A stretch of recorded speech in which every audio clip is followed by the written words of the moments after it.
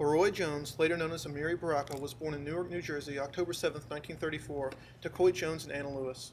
Baraka attended Rutgers University on a scholarship, but due to a sense of cultural dislocation, transferred to Howard and HBCU a year later.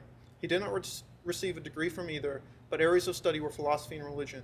Baraka then joined the U.S. Air Force, but was given a dishonorable discharge due to suspicion and later discovery of communist tendencies and writings. Afterwards, he moved to New York, where he became involved in music and literature. He married Hetty Cohen and founded Totem Press, which published beat-related writings. The origins of this movement can be traced back to Columbia University, where Baraka continued to study in comparative literature.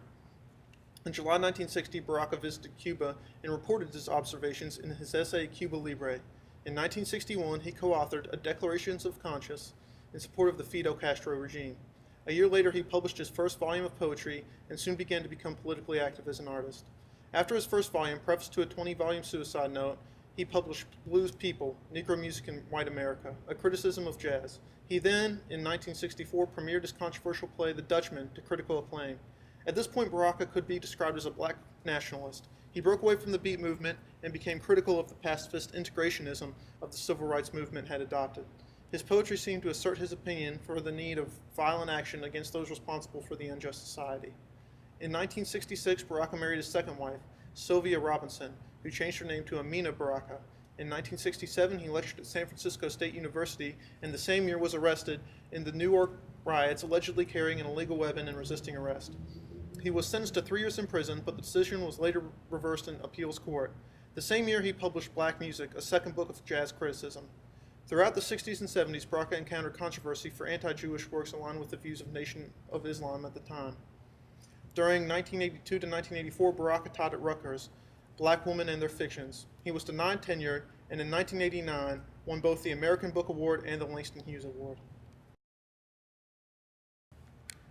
During the late 50s and early 60s, Baraka was heavily involved in the beat movement taking place at Columbia University, where he studied at the time. The beat movement, or beat generation, is a reference to a group of post-World War II writers who surfaced in the early 50s and the culture they represented.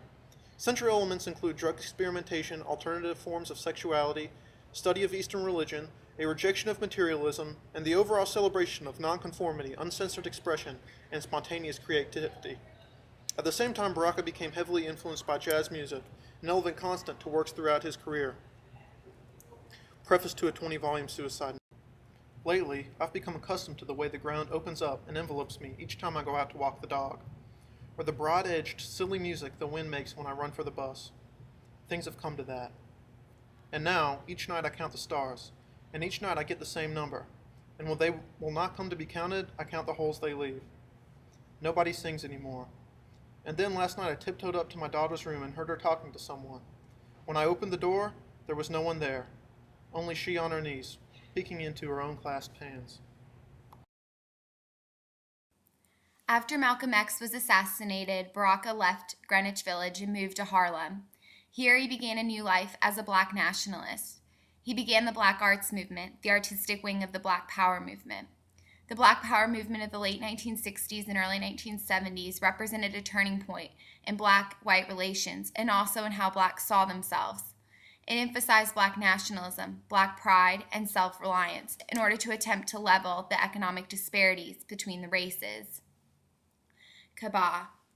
A closed window looks down on a dirty courtyard, and black people call across or scream across or walk across, defying physics in the stream of their will. Our world is full of sound. Our world is more lovely than anyone's, though we suffer and kill each other and sometimes fail to walk the air. We are beautiful people with African imaginations, full of masks and dances and swelling chants, with African eyes and noses and arms, though we sprawl in gray chains in place full of winters, when what we want is sun. We have captured brothers, and we labor to make our getaway into the ancient image, into a new correspondence with ourselves and our black family. We need magic now. We need the spells to rise up, return, destroy, and create what will be the sacred words. In terms of my change, it's based on being involved in struggle, seeing, for instance, the whole nationalist thing turn into its opposite, A lot of people were talking about black liberation, national liberation, than actually being in charge of the exploitation. But then to see that the majority of black people still don't have any change, it became clear that skin color was not determinant of political content. From the dictatorship of the proletariat. Speak of the dictatorship until you understand it. Explain the dictatorship until you're behind it. Fight for the dictatorship until it is reality. The dictatorship of the proletariat. The absolute control of the state by the working class, the majority. You need to say that. You need to hear that. Not be scared of that. The goal of our revolution is so the people can rule. The goal of the revolution is so the people can rule. The ultimate goal of socialist revolution is so the great majority of the people, masses of people, can rule. This is the dictatorship of the proletariat, the total domination of society by the working class. You need to hear that. You need to talk about that.